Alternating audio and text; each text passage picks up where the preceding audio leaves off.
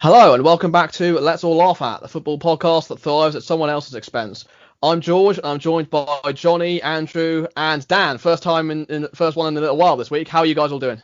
Yeah, sound. Yeah, good man. Yeah, Fantastic. Okay, well, getting into this episode, we have to unfortunately start again with some more unfortunate news because 2020 is relentless as far as football figures is concerned, apparently. We brought you news of people like Diego Maradona and Papa Bouba Diop. This year, it's Gerard Houllier. Obviously, you probably have the biggest connection to him out of all of us, Dan, former Liverpool manager. Won the treble with them in 2001, League Cup, FA Cup and Europa League. So not the most glamorous treble, not quite the big two, but still, it's one hell of an achievement all the same. And, obviously had spells at other clubs as well, like Villa briefly, manager of France for a time as well, his own country. And yeah, I mean, I don't have that many memories of him, as Andrew, I'm sure, will make fun of me for my age. But yeah, I'll let you guys share what you remember of him. Yeah, massive shame yesterday. Him managing Liverpool is probably some of my earliest memories because I was about 7 when he took over.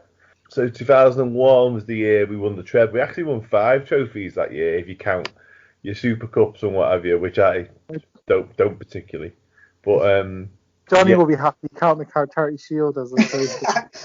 exactly. Yeah, we had that debate last week. Not really for me, that, to be honest. But yeah, by all accounts, obviously never met the bloke. By all accounts, lovely man. Everyone spoke really well about him this week. But from a Liverpool perspective, yeah, like I say, my earliest memories of Liverpool and football really with Gerrard as manager.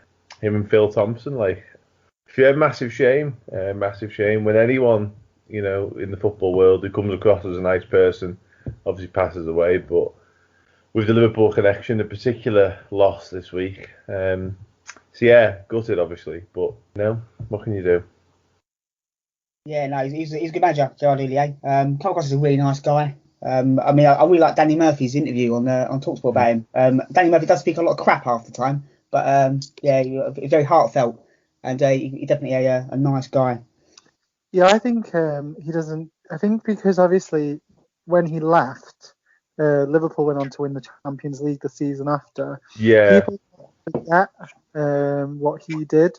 I mean, he won the FA Cup, League Cup, and UEFA Cup, and then it's when UEFA the Europa League now. But I forgot it was called the UEFA Cup back as well. I'm showing my age again. That year they beat Barcelona and Roma, and these were when Barcelona and Roma it wasn't as easy now as only the top 4 getting the Champions League and so forth. And he got the best out of people because I think he was the first one to move Carragher into centre back. Yeah, he was. And at the time, he was a useless fullback. He had a knack/track record of signing young Frenchmen, kids he'd seen when he was obviously in France managing. Some of them were okay, a couple of them weren't fantastic, if we're being honest. The Bruno Cheroux was meant to be the next Zinedine Zidane, and he wasn't. He wasn't, no. That's the thing with French players, is all of them are going to be the new Zidane or the new Henry, isn't it? So they always get dubbed big. But I think for him, he put down, because he closed the gap, and there was one season where Liverpool finished, I think they finished second to Arsenal at the time, and they had one heck of a team. And he's just probably in his last year, some of his signings were quite poor, and that probably led to him leaving in the end Liverpool. But you can't take away getting to win, in the same season, League Cup, FA Cup, UEFA Cup, and for what he did. And probably a lot of that team that won the Champions League, I know it wasn't the greatest team that won the Champions League, most of them were Houllier players. So it's sad that to hear of his passing, but it's lots of fond memories for people to remember, and I'm sure Liverpool fans remember some of the trophies, because there was a bit of a dearth before he came along, where I think they only won the League Cup in '93, and they weren't winning domestic cups. They got to a couple of finals, but then there was that big splurge where I think he won 5-6 trophies, and then obviously since then Liverpool have gone on to win lots, and he probably did a lot for a lot for the team. Yeah, he actually had a heart attack at half time in one game. People don't really. Phil Thompson, that managed the second half, and Gerald Houllier was taken to hospital. So he had his problems with his heart. Like Joe, I remember he had some time off as well, obviously after that, and where Thompson led the team himself for about 8 or 9 matches. So he had problems during his managerial career as well. So in many ways, to last, to get to 73, he's done reasonably well in the end. Yeah, I remember that FA Cup final. Michael Owen scored them 2 goals. Oh, I'm still bitter about it. Stefan Oncho's handball. I'm still bitter. I'm not gonna lie. If they had VAR. Oh God, I just angry about it. Whenever anyway, he went down holding his face and he handballed it. Anyway, let's move on. I'm still angry about it. You wouldn't have to hear Michael Owen constantly talk about it as well. Oh, would be nice. God, yeah. I'm fed up with that. Yeah, lots of love for Michael Owen on this show. But yeah, obviously, our thoughts go out to Gerard's family and everyone, his loved ones, everyone associated with him, and yeah, hopefully. So yeah, Johnny was asking to move on. I could be mean and go straight to Arsenal, but we won't. We'll be a bit nicer than that for once. We'll go on to you, Dan, because it's been a while. We've got a lot to catch up on. We'll start with the most recent game against Fulham. 1-0 down by half time. It's strong penalty shout, not given. And then Mohamed Salah scoring to make it 1-1 in the end, but dropped points after Spurs did, or before Spurs did. I forget which one actually came first. Yeah. So how have you found that game and the last few weeks?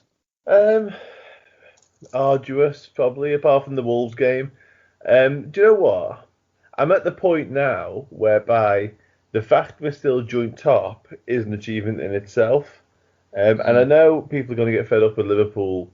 People associated with Liverpool talk about the injuries, but they are there for all to see. And I don't buy the narrative that it's not that bad. It's only Van Dijk, like a certain manager said today, because it's not. It's pretty horrendous. It's like 3 or 4 of people who would start in the starting 11, and I'm counting Thiago in that because he is like a top draw footballer. So yeah, like obviously the Wolves game. Look at the Wolves game beforehand. We were unbelievable, and you think, oh great, here we go. But it's not that type of season. Like everyone's dropping points left, right, and centre, which is probably a saving grace for us. Because if City were the City of the last 2 years, and we were in such a mess in terms of injuries, we probably wouldn't be able to keep up. But no one's getting 90 odd points this season. It's just not going to happen. So we are in with a shout despite everything. In terms of Sunday itself, that was Aston Villa, but with Alisson in goal. That was. We were terrible. We were properly terrible. Especially the first half an hour. We couldn't pass to each other. Gini Wijnaldum was running in treacle. It was vile. And Wijnaldum's been brilliant this season. Up until that, but it was really bad. It wasn't just him. It was Curtis Jones, actually, I must say, and Alisson. They were probably the exceptions to what I'm saying. But even like Mane and Salah, oh god, it was painful to watch at times. But having said all of that, like I say, my expectations have definitely changed given the injury list, which is brutal at the minute. And I just think if we can get to January and be where we are, if not maybe a little slightly worse off, then they give us a chance because we're going to get some players back at some point, you'd hope. And I do think we'll sign a couple in January because I don't think we've got a choice. Sign a centre back, I think, probably if they get to January, they'll definitely be in for a centre back. I think we have to. Like I said, I think it was debatable for a while, but then you look at Sunday and Matip goes off at half time, and Jordan Henderson's playing centre half. Like that can't be right. I know a great centre midfielder you can have. He's a Swiss midfielder. He's a great player. He's a captain of his country. He's a great player. You can have him if you want. Have him for nothing. I don't mind. Captain material. Not replacing Lovren at the time. Everyone, were like, haha, Lovren's going. Yeah. But, not to get another centre back at that time. Obviously, you've got people like Phillips and is it Reece Williams as well? Yeah. You probably wanted like an experience, even though Lovren's not very good, but experienced centre back to have come in really, just to tide it over. But yeah, everyone's got a degree in hindsight, haven't they? But you are right in terms of what you say, yeah, because now I love that quote. That's a great quote. Now, But isn't Lobben it a bit is similar to City not replacing Company last year, if you remember? yeah, it is. When and Obviously, with our three Fernandinho was centre seen as a halves, centre back. Yeah. yeah, we wouldn't have needed the fourth. And I think we got Williams, Phillips, and Kumetio as like making up the fourth. Nobody could have predicted that both Gomez and Van Dijk would be out for the season. That's unprecedented, like everything else this year. Yeah, I mean, you mentioned the injury list. Some people will say it's not that bad injury list, you're exaggerating. I think it's a really bad injury list. Like, Palace have had their share in the past, and that looks as bad as some of our worst. I understand that Liverpool have a bigger squad than us, but still, with that many first-team players out injured, it's never a good list for sure. I think it's too long term, Gomez and Well, Van exactly, Dijk. yeah, the two long terms in the...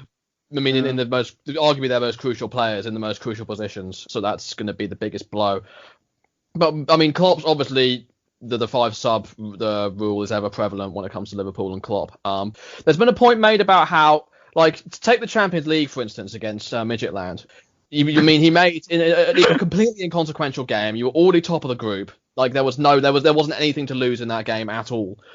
And he plays Salah for all but I think the last 3 minutes of stoppage time. Might even have been the full 90. Yeah, he played it all, yeah. Yeah, exactly. And then he gets a minor injury the next day. So it's like, is he not kind of bringing it on himself in a way? Like he's barely even using he's not even managing his squad properly, you could argue. Yeah, I think that game has caused a lot of friction, if you like, in the Liverpool fan camp. I wouldn't have named that team. I did a predicted 11 for the company I'm working for now. It wasn't as strong as that, obviously. A lot of different arguments say he's got a squad and like Jota, hasn't played that much recently, which he hasn't done. So he needs minutes, and all the minutes are managed these days. And obviously Salah was right to go for 90 minutes at that point. Same as Trent. But there's no getting away from it. I wouldn't have named a stronger team as that. But then there's the flip side of that, where a lot of people are saying, throw the kids at it. But throwing kids at a situation like that, and they could get a hiding 3-4-0, whatever it may be, isn't necessarily the best thing for them. Away in Denmark, a couple of them might get injured because, there's some nasty tackles in that game, if I'm honest. Can I say something about that though? Didn't he throw in the kids against Aston Villa last year in the League Cup and they got absolutely annihilated? Yeah, he did, but that was different because the first team squad weren't in the country at the time. Yeah, he didn't have a lot of choice in that aspect, really. And they also did get annihilated by Villa with the first team this season as well. Yeah, so I'm not sure if they're that far apart in quality. Yeah, very true. Yeah. Very true. But like I say, I get the comparison, and I wouldn't have named a stronger team as he did. Don't get me wrong. But like I say, the Aston Villa one, he was literally catch-22. Like he couldn't have a squad in Dubai or Qatar, and a squad in Birmingham. Like it wasn't feasible. So. Yeah, I mean, I've given my thoughts on the five subs rule, so I'm not going to beat that drum again. But I do find the behaviour of the managers who are calling for it quite, a little bit eye-rolling. I mean, Pep Guardiola, for instance, is also supports the five sub rule, and he's like his past 5 of his past 6 games or something like that, and some of his recent games, he's making like 1 or 2 subs all game. He's not even using all 3 of his subs, so I don't see what he has to complain about in that regard. Their argument is that because the players are more susceptible to an injury, that if say they had 5 subs, they would make 4, but because they're only allowed 3, they're only making 2 because they suspect someone might come off injured. Yeah, that's what Well, it's just happened. I can't feel sorry for Pep. He's spent. Yeah, so the Wolves-Chelsea game, they made 3 subs, Wolves, didn't they? And then Bolly's done his hamstring. So for the last 5 minutes, they've essentially played with 10 men because Bolly just stood there and didn't move. Yeah, no, fair enough. Put me in my place. But as for upcoming fixtures, a big one tomorrow, Spurs at home, top of the table clash. I've said for a while this is Spurs' last big test and their biggest, in my opinion. What would you make of that game? Based on what happened on Sunday, I actually quite fancy us because we were so poor that I fancy us to bounce back and be much better. Listen, Spurs are obviously playing, I won't say they're playing good football, they're not really. They're obviously grinding that result. And they've got Harry Kane and Son, and they've got good players, don't get me wrong. And with our defensive problems that we've already touched on, then we have issues. But I do fancy us. I think I don't back our good players, like Mane and Salah, to be as poor as they were on Sunday again, I think that'll completely change. And of course I fancy us. Yeah, I based on my prediction at the start of the season about us win the league. I don't think we've got any right to win the league at the minute, if I'm honest. I think with the problems we've got defensively and across the squad, we shouldn't be winning this league. But we're there or thereabouts still. So who knows? I hope Liverpool win. All right, I'll tell you. I hope Liverpool win. 16. Nice. Honestly, I hope so. I can't bear it if Spurs win tomorrow. I can't bear it. Still a long way to go. But speaking of Spurs, it's a good segue into my team, Palace. Obviously played Spurs on the Sunday, and I honestly thought it was a really good game. Like it wasn't. It's a lot like I honestly thought that given how Spurs play, I thought it was going to be a really bad game because we'd both just be really cautious and try and hit each other on the counter. And like it would be sort of one of those sort of stalemates. But no, it wasn't. Both teams really went for it, or at least Spurs did to begin with. They backed off a little bit in the second half. But I didn't think they were bad by any means. I thought that they'll probably be disappointed with themselves because obviously they went 1-0 up and couldn't hold on to it. But I think we deserved the goal. I think it was probably our most positive performance of the season. And given that we've already won 4-1 and 5-1, that's saying something. Yeah. So, I mean, we always had to do it against the bigger teams. Like Man United last season at home, I thought we were brilliant that game. We just, if it wasn't for that prat of a referee, we would have won. I reckon we would have won that game, or at the very least got a draw. Chelsea at home as well. Again, just some poor mistakes cost us the game, but we really gave it a go. Liverpool at home as well. Like we had a perfectly good goal ruled out by VAR, in my opinion. That we score that game could have gone either way, I think. So we do tend to do it against the bigger teams, and it's sort of frustrating because it's like, well, why can't we do it against the teams we actually have a chance of beating, like Newcastle? But you can't complain. It does make it when you can go toe to toe with a team as good as Spurs, it is really good to see. So yeah, I mean, the inevitable person to talk about in that game is Vicente Guaita because he started off really, really well, making some unbelievable saves, and then had an absolute howler for Harry Kane's goal. And in the second half, it's like he became a different player in the span of like for 10 seconds. Like, I mean, it's weird to say he was probably the man of the match after an error like that, but that's how it sort of feels. Superb Guaita. I mean, that save from Dyer, that's a great save. And he made a couple of good saves as well. I will say that I think Jairo Riedewald probably should have jumped for that. It went straight over his head and he didn't even bother jumping. But yeah. Yeah, no, I mean, Palace was superb, I thought. I didn't watch all the game, I watched the second half. And I thought Palace was superb in the second half. And they probably deserved to win the game, if I'm honest. I thought the fans were superb as well. I thought they definitely got Palace over the line to get that draw. It's great to see fans in the stadium again. When Palace did equalise, Jeffrey Schlupp, he should have scored another goal as well. Yeah, he should have. Yeah. But no, I thought Palace were good. To be fair, I mean, I'm trying not to be too nice about Spurs, but yeah, I mean, Harry Kane he's class, isn't he? Even though his goal was extremely lucky because Guaita was I'm not sure what he was doing, to be honest, but he made up for it with that save from Dyer. Oh, unbelievable save, and his face as well. You see the I love. If he ever gets a statue outside the ground, I want him in that pose exactly. Yeah, no, it's brilliant. But no, Palace, they're a good side. Palace good football. Zaha was good. It was a good performance. And Spurs, I did celebrate a little bit too much when Palace equalised. I'm not going to lie. I can't even lie. I did. Got nothing else to celebrate at the moment. No, I've got nothing else. Oh, here we go. Again. He's digging me out again. Aubameyang being Burnley's second top scorer. Oh, shut up, you. Okay. I was impressed with Palace. Sorry, just a touch on that. I was really impressed with Palace. Spurs were good until they went 1-0 up. And then as soon as they went 1-0 up, they just completely stopped playing football. It was really strange. They just let Palace come onto them time and time again. And you could see that goal coming, the equaliser. It was inevitable.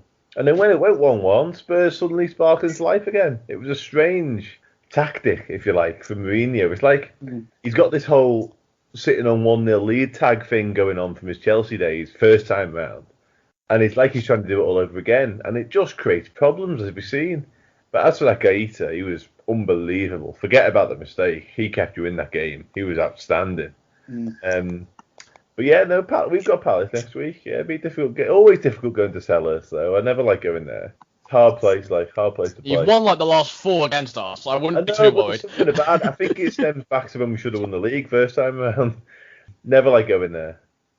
Yeah, I mean, Guaita. I I love was going, friendly of mine I to the love going to Guaita. Palace. That was like your first win there in about 5 years. Chill out. I But actually love being there, but in terms of Liverpool, it's hard. yeah, well, yeah. The thing, we always seem to give you a game, but the last few ones, like we've done really well and not come away with anything. I remember the 2-0 a couple of years ago, like our first home game of the season. We were more than matchy for that game. We were very unlucky not to get something. I feel like you went 1-0 up last year when we played you there as well. No, we did. Yeah, we did, and it was disallowed. It was for the VAR. That was the VAR goal. Then you scored right in the second half. We Right. equalised about the 80th minute, and then you got another goal like 5 minutes later. So it was very close. I really think we should have got something from that game. But Yeah. Okay. Right. yeah, it's Guaita, £0 and 0 pence. I might remind you. Wow, one of the signings, one of the best signings we've made certainly since promotion. What an unbelievable bit of business. And also, Oh, by the way, how good did he look again? yeah, I mean, he looks I think since his knee surgery, he looks totally different. Like, I'm hoping, like, fingers crossed, because every time we say he's back and he's out, he becomes toilet again for the next five weeks. But hopefully, he does look like he's a different player. Yeah, He had the looks like most he could headed. move again. Yeah, most one headers of the week or something like that. 12, and the second person had like 8. So he's clearly, we're utilising him right for once, which is good. And that attack of Benteke, Zaha, Eze, even Schlupp was good. Or he had that horrible miss in the second half, but other than that, I thought he was very good. I mean, that attack, when it's all firing, is really, really dangerous. Like, I fancy us to do some damage against anyone if we can actually get ourselves up for it. But yeah, all right then. I've put this off long enough, Johnny. But I'm sure Andrew is dying to talk about it, so we'll get there. Relegation 6-pointer, Arsenal v Burnley. Saw Burnley run out the winners. Granit Xhaka sent off in the second half for alleged choking of a player, or putting his hand on his neck. Decision made by VAR. And then Aubameyang finally scoring, but unfortunately at the wrong end. Yeah, where do you start with that one? Well, it's not going very well, is it? Yeah. I remember at the start of the season on this podcast, I said we're getting top 4. I think bottom 4. I think at this rate. That's what you meant. Yeah, that's what I meant. Turn the table upside down. Champions League. I meant Championship. That's what I meant. Do you not understand that? That's what I meant. Yeah, it's not going very well. I must admit, I watched the first. You said Barnsley, not Barca. Yeah, that was it. Yeah, I love Oakwell. Very similar. Yeah. Yeah. But as I say, I watched the first half at work. I missed. I didn't watch the second half. I haven't got Sky, so I listened to it on the radio. So I missed Xhaka's red card. And I looked on my phone and saw a red card, and I was thinking, oh, what's the prat done now? So I went on Twitter and see what he'd done, and I mean, I forgave him for the stuff against Palace when he threw his shirt off and swore at the fans. I thought, so everyone deserves a second chance. I mean, the abuse he got was disgraceful. You know, it was bang out of order. So I thought, hopefully he's turned over a new leaf, and since then he's been okay. You know, he's been all right. But he's just a loose cannon, and he gets stupid yellow cards. And I can't remember what the pundit was. I think was it Graham Souness who said, I can't remember who it was. He said about he thinks he does these silly tackles and gets booked and think the fans back him. We don't. He does silly tackles and gets booked. And the foul on who did he foul? Oh, the Burnley player. I can't remember who it was. And it was a silly. I think it was Ashley Westwood, was it? Was Westwood? Yeah, it was. Yeah. And it was a stupid tackle. And then the choke thing. I mean, it was you can't do it. You can't do it. You're gonna get red carded. It doesn't say much for the reaction by the Burnley player who fell over like he's been shot, and then ref, he's done this. You know what I mean? I don't like seeing that when you run 50 yards to get involved. I don't like that. But I don't condone Xhaka. He's an idiot for doing it. And after that, I mean, El Neni should have been sent off as well. Stupid what he was doing, and it should have been a penalty as well. Let's be honest. And then great ball in. 4 straight home defeats, isn't it? Oh yeah, thanks Andrew. Yeah, cheers, mate. Yeah. But, Did you know Emiliano Martinez has more clean sheets at the Emirates than Bernd Leno? Yeah, he does. Yeah. Well, I mean, as I say, and the Burnley. I'm ignoring you, Andrew. I'm going to carry on talking. Oh, yeah. I'm honestly surprised you weren't this bad after Newcastle. That's why I was so bad after that one. But yeah. As I say, I mean, and the Burnley goal was coming all day long, as you know, and good ball in, great leap from Aubameyang. It's a great header, fantastic header.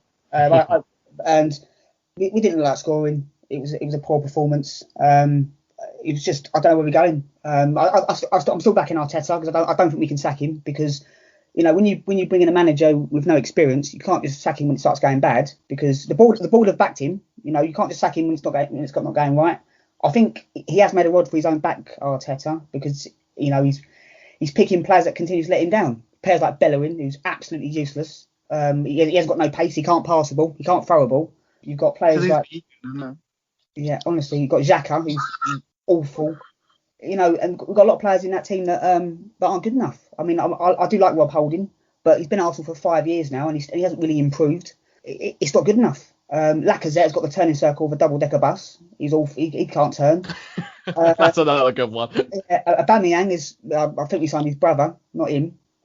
He looks depressed, doesn't he? Aubameyang just doesn't look happy at all. No, I don't know what's going on. I don't know what's going on. And he's picking. I don't understand why Arteta's not picking. I'm not saying the Europa League. I know we're playing the dog and duck like Dundalk and players like and teams like that. But you've got players like Balogun, Nketiah, Reece Nelson, Smith Rowe. And why isn't Maitland-Niles playing? I mean, he's unbelievable. He's a superb player. I'll pick him over Bellerin every single day of the week. And Arteta's saying he backs the players, but you can't keep picking players that keep letting you down. And it's a very worrying situation at the moment, and I'm dreading tomorrow against Southampton. Absolutely dreading it, because Southampton they've got the ability to absolutely tear us apart with Shay Adams and Danny Ings and James Ward-Prowse from set pieces. That big lump at the back, Bednarak, he's going to tear us apart tomorrow. I'm not looking forward to it at all. It's going to be a real. Well, I'm not looking forward to it. And the Arsenal fans as well. The other night on Sunday, they were a disgrace as well, because I've said it so many times. If you're lucky enough to be in that stadium, shout, swear, get behind the players, even if it's not going well. The players will react to that, and the prawn sandwich brigade don't do nothing. It honestly drives me insane. They just sit there and that utter pleb, face mask over his face. Watch the game. Get behind your team. Because if I was there, I'd be shouting and swearing. I know that for a fact. Just the players react to criticism, and our fans do it all the time. There's no wonder why our fan base is laughed at. It's not right. And Troops is a prick as well. Honestly, I can't stand him. He's getting right on my goat on videos, shouting and swearing, and Arteta out. Utter knob. Honestly. I mean, I don't think it's prawn sandwiches. I think they're just there for the lattes, to be honest. Oh, honestly.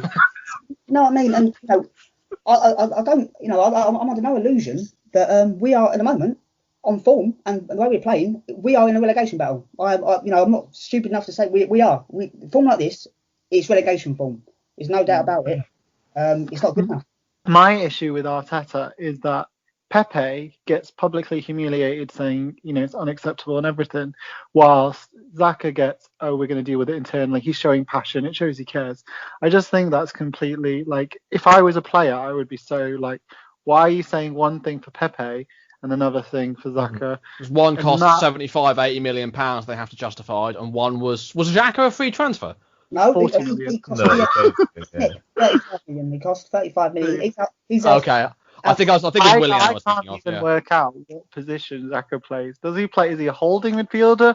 Is he a playmaker? Is he someone who's box to box? Because I still watch him every time.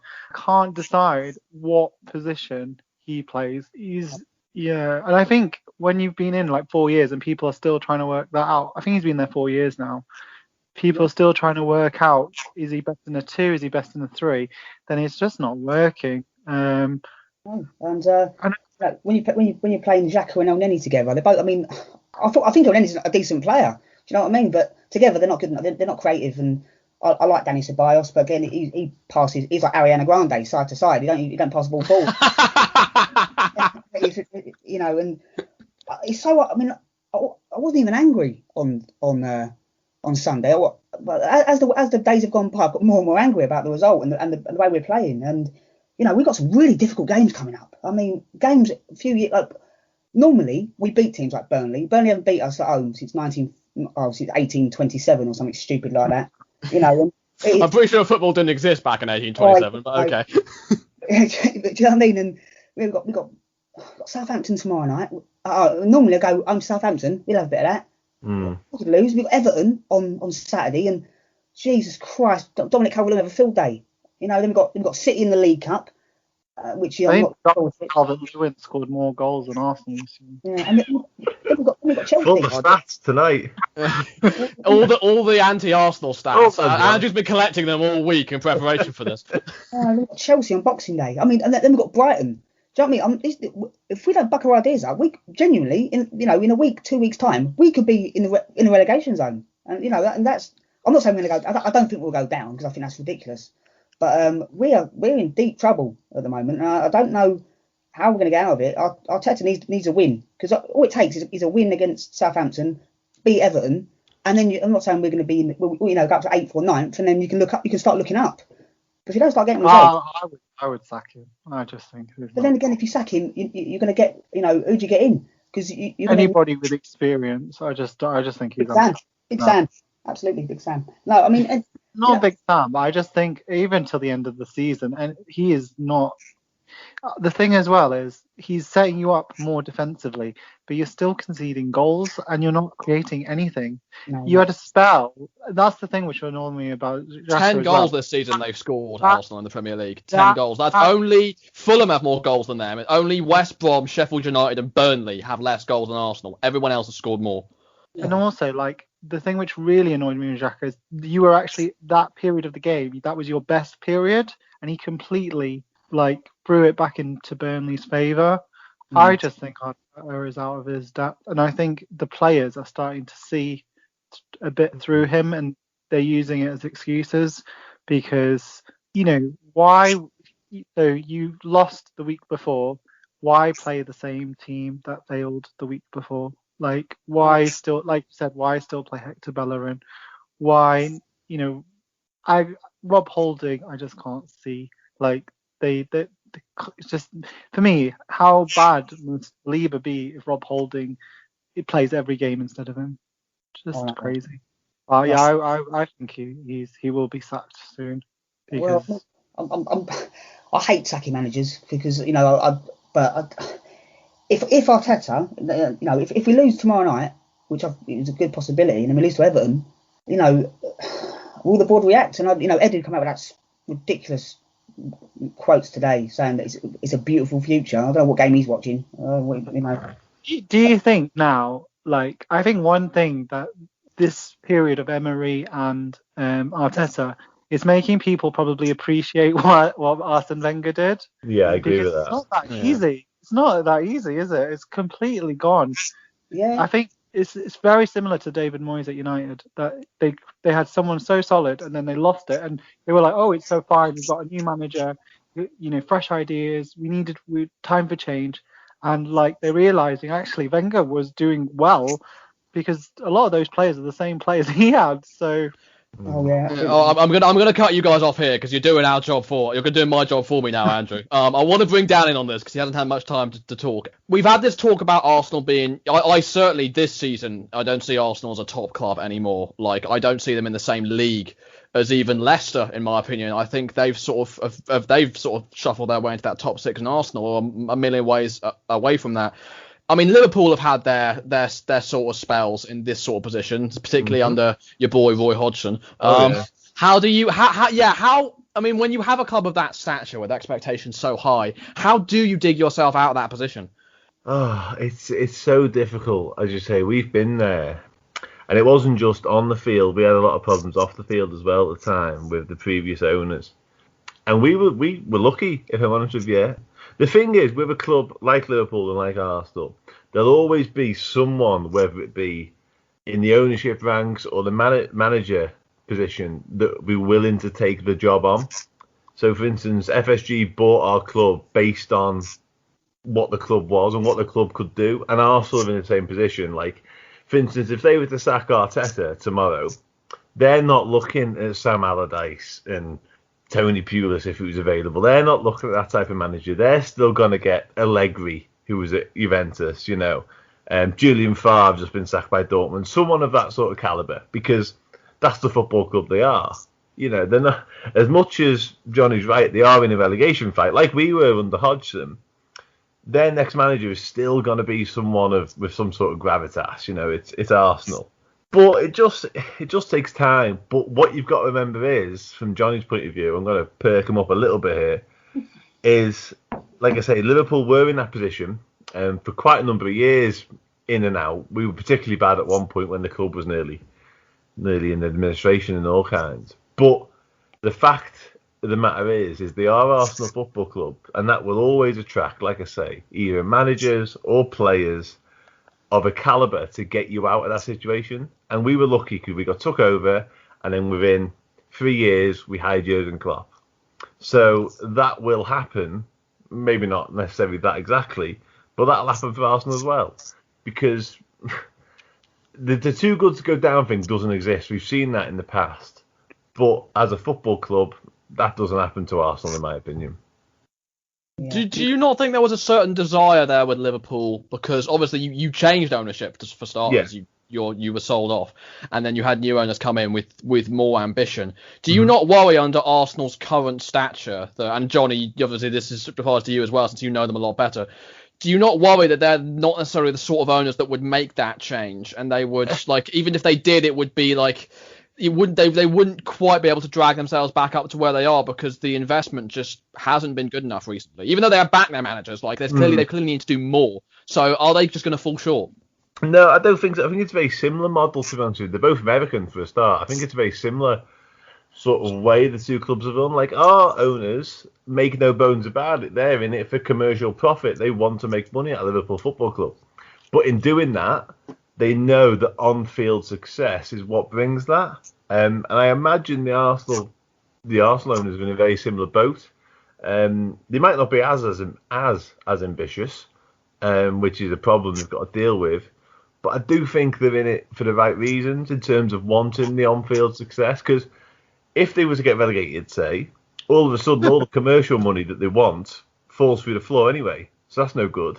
They need the players to be performing for the commercial side to be there. So they have to have a certain level of ambition to make any money. I think it's looking touch and go for Arteta at the minute, based just solely on the results. I don't think he can afford to lose many more games.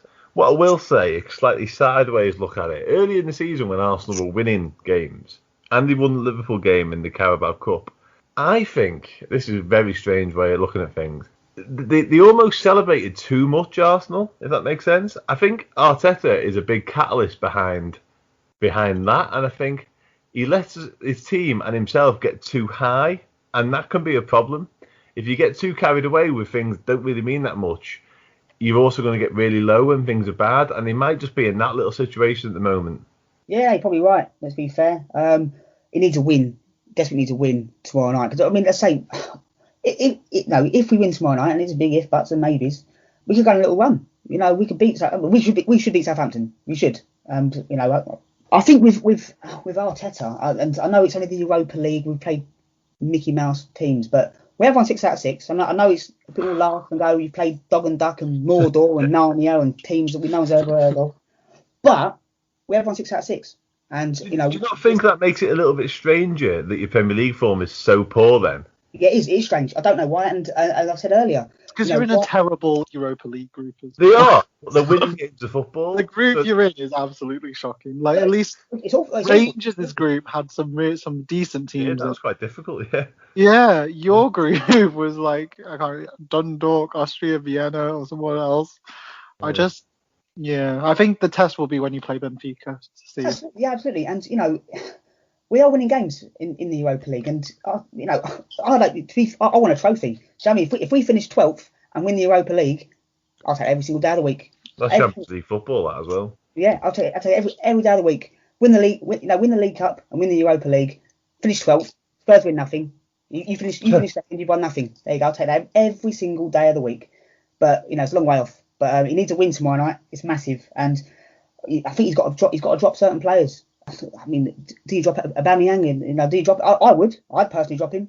Saying ain't right. I'll play Nketiah. Play him because Nketiah he's the best finisher at the club. Best finisher. I know Aubameyang has scored all these goals, but Nketiah is the best natural finisher. I'd play the youngsters.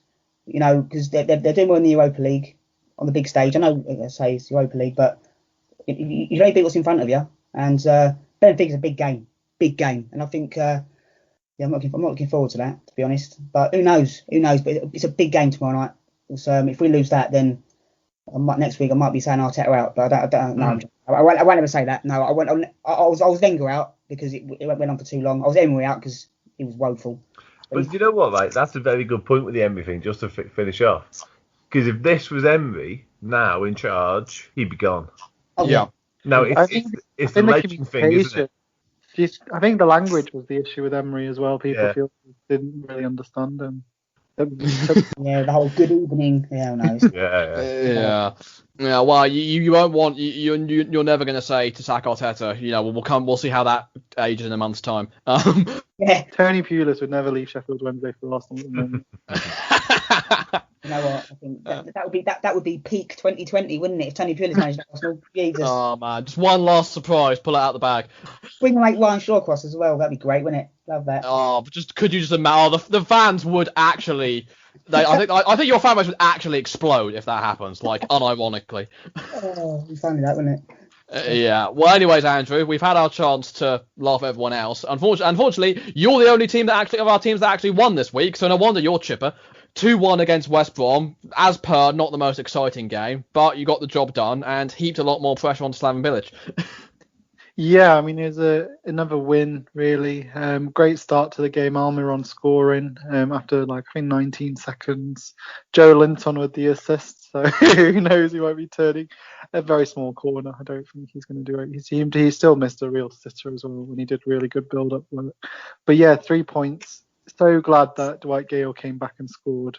It was tough preparations because lots of our players have had COVID. Isaac Hayden had COVID, played out of position and played really well as well. And Jacob Murphy's cross for Dwight Gale was reminded me of Beckham. I know. Okay. He's got nothing. Though, did you say? I don't know if you saw. Theo Walcott was saying James Ward-Prowse is better than Beckham at free kicks, which I just cannot agree with.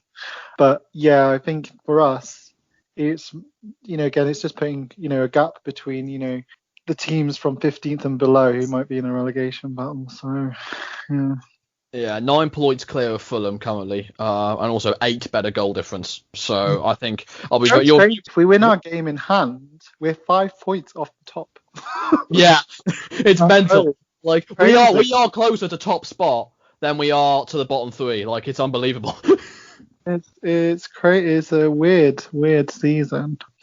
But yeah, I was glad to see Dwight Gale score. I'll be honest. I've always thought that he could get, if he starts every game, he could get 15 goals in the Premier League. But he doesn't do anything else except finish, which a lot of people don't like.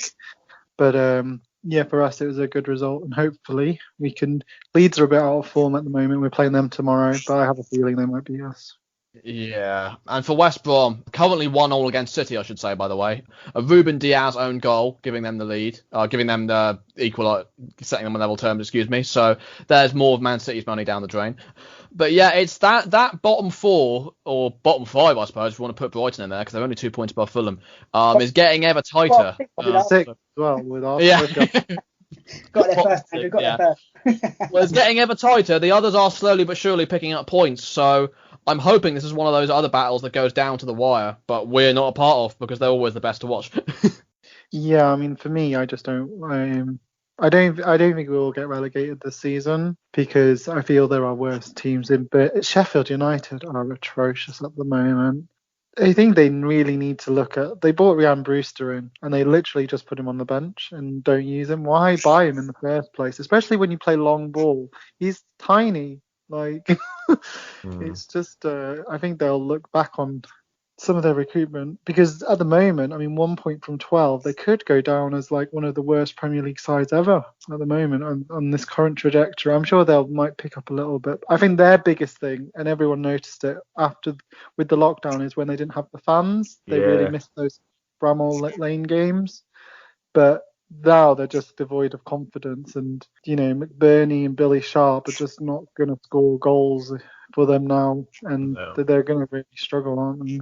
I think that's what it comes down to with them. You'd have to say, because since lockdown and they came back with no fans, their form fell through the floor then. I mean, they were about 5th going into it. And then they've come out, I think they finished 9th in the end last season. And then since the start of this season, obviously still with no fans, they're just at 1 point, like you say, they just can't put anything together. And it's so strange because they were brilliant at times last year. It's a shame for the Brewster one because I think he's a good player. I just think he's gone there to a team that can't string anything together, let alone a goal. They're a mess at the minute.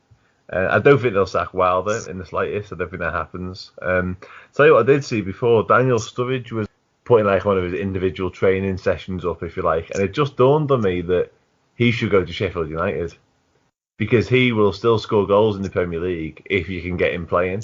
And let's face it, that's what they need right now. I know they've got like 6 strikers, but they're not scoring, so...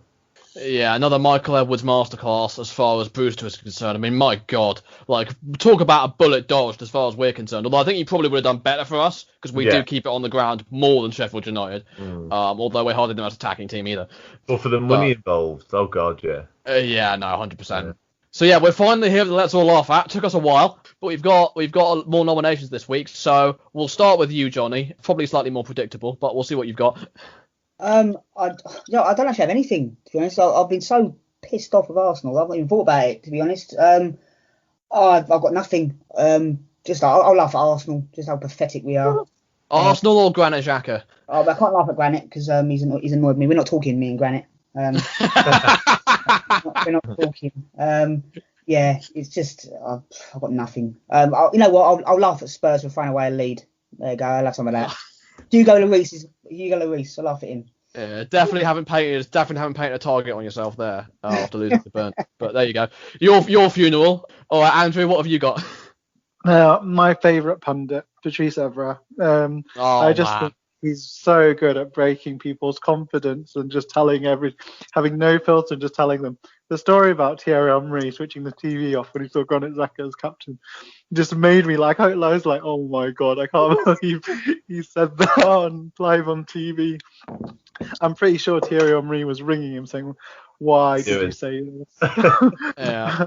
He did, because he's already done the Wilfred Zaha Moyes story. He just thought, let's tell this rumour, which no proof to it. He has to apologise, isn't he, for that one? Yeah. And then, but to say that, I just think, basically, if you've ever had if you're a famous footballer and you've ever had a conversation with Patrice Evra, you're worried now because he might just tell everyone about it. Tell everyone about it.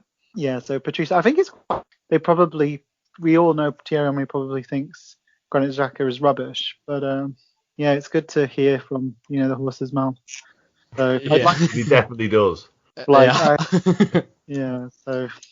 I'd go for everyone's going to say Pogba's. He probably Henry thinks Pogba's overrated next week or something, so that'll be Yeah, I mean, I can't stand Patrice Evra. I remember in the Man United game, the Palace game earlier in the season, where he was talking about Zaha and his alleged relations.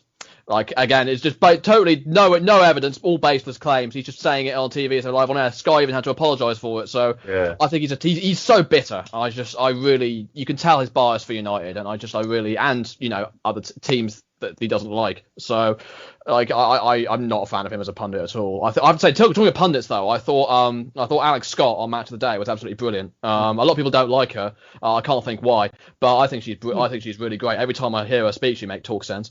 Yeah, I like her as well. I think she's a brilliant pundit. She speaks more sense than a lot of the pundits do.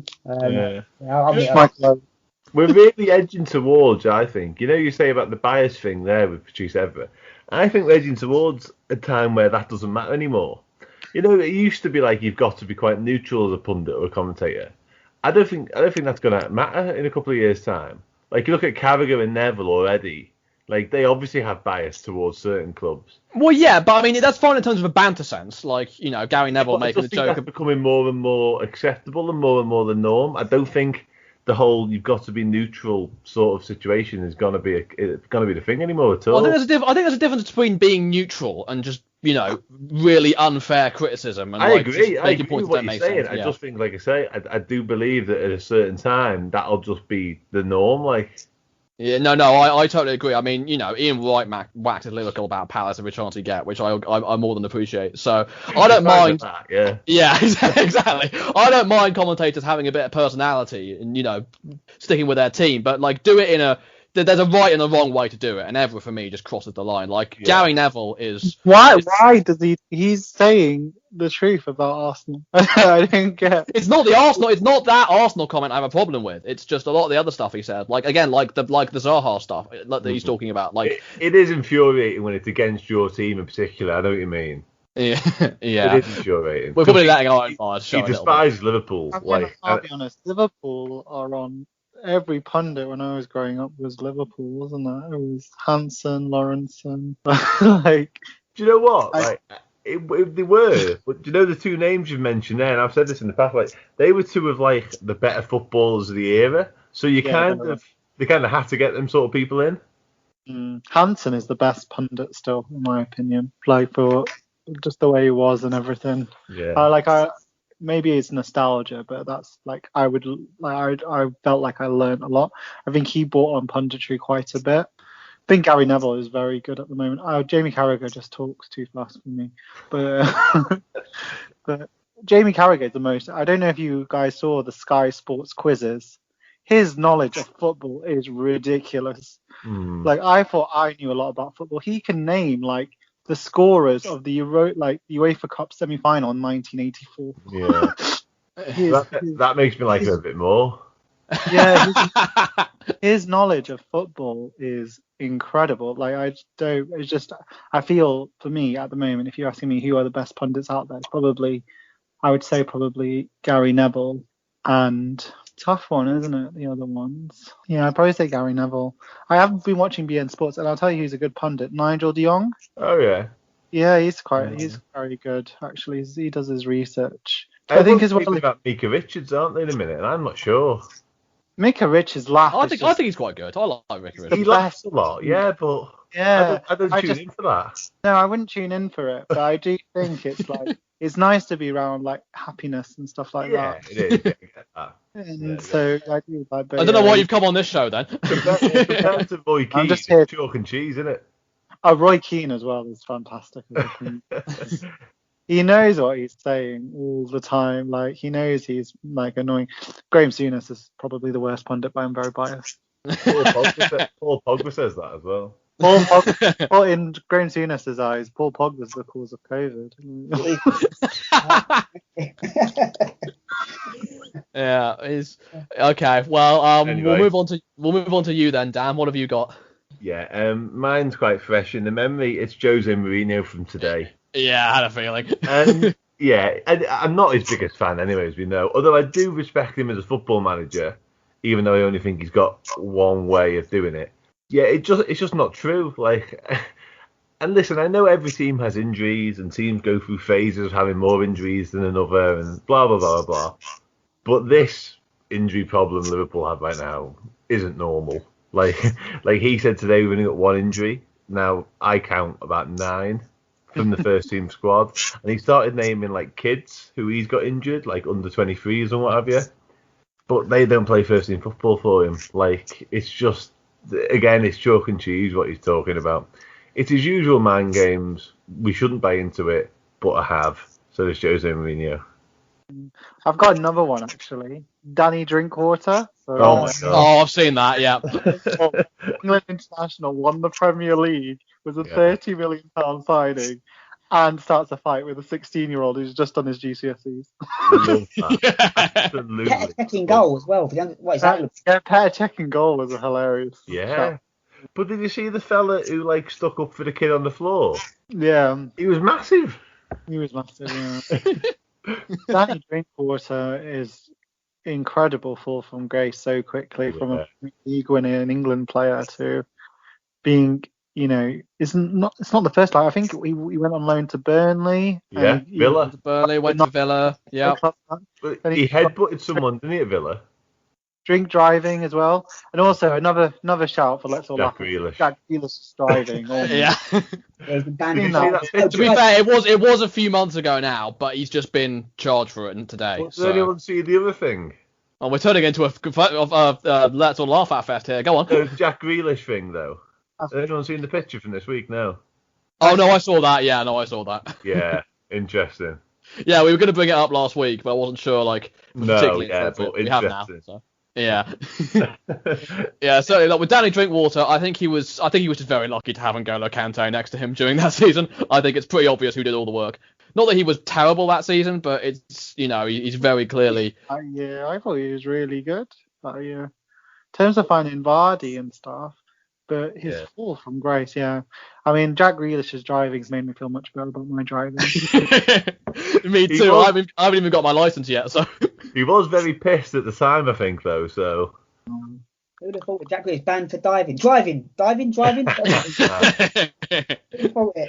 Oh, yeah, classic. Okay, well, so for my nomination, I've gone for a slightly different flavour this week. We're all talking about footballers and people like that, and all that's good.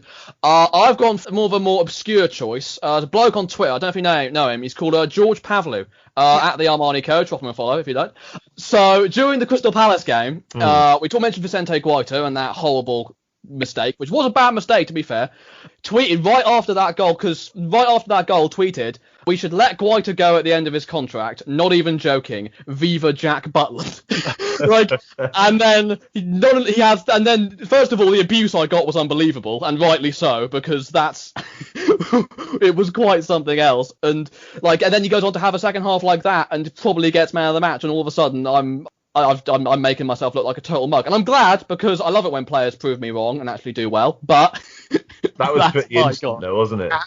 Jack Butland is the biggest problem about that tweet. He was a hot prospect in 2012. We're in 2020 now, isn't it? Yeah, I mean, I honestly don't know what I was thinking. I know what it was.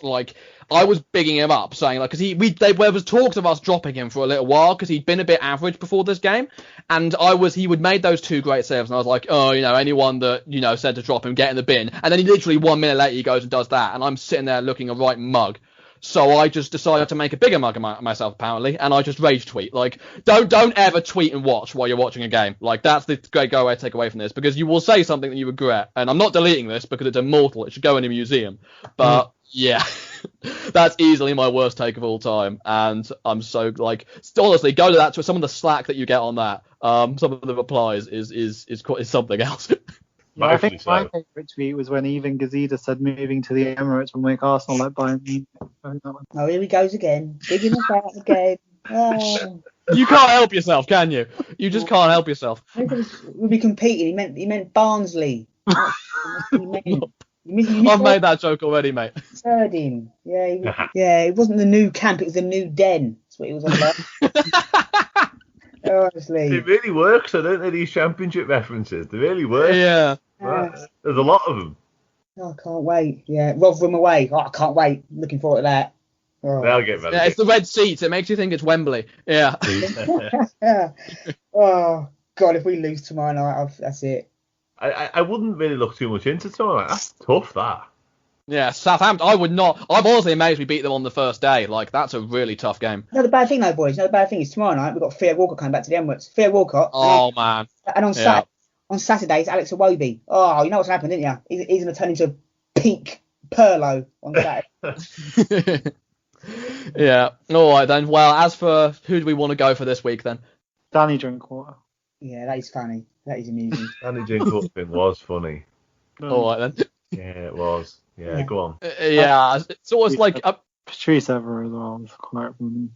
I just can imagine Thierry Henry waking up in Canada, wherever he is now, managing Montreal or whoever, just being like, what the hell is Patrice Evra doing? Patrice holding up Sky Sports. Patrice Evra is a loose cannon, though, isn't he? Do you remember that video of him licking a chicken? Oh, yeah. Oh, my God. A raw chicken. He is a loose guy. He should not be on telly, really. Oh, licking a chicken. Love that. Honestly, he is a strange... And also, did he get banned in Marseille for, kicking someone? Yeah. I know it's not football related, but Tyson Fury asking to not be nominated for Sports Personality of the Year is quite strange as well. Was strange. Surely you've got better things to do than... Yeah. The protest being, the people like you. Yeah, I don't want to be on the list. Thank you. Yeah, all right. Well, that's about all the time we've got for this episode. Thanks for listening to this episode. Be sure to drop us a like and a follow, whatever platform you're on. You can find us on YouTube and Spotify at Let's All Laugh at a Football Podcast, as well as Twitter at LALA_podcast. Be sure to check out Dan's work on Last Word on Sport and Read Liverpool. Be sure to check out Johnny's work at Life's a Pitch. Check out our social media. Links in the description, as always. Thanks to Dan, Johnny, and Andrew for joining me. Thanks for listening, and we'll see you guys next time. Take care.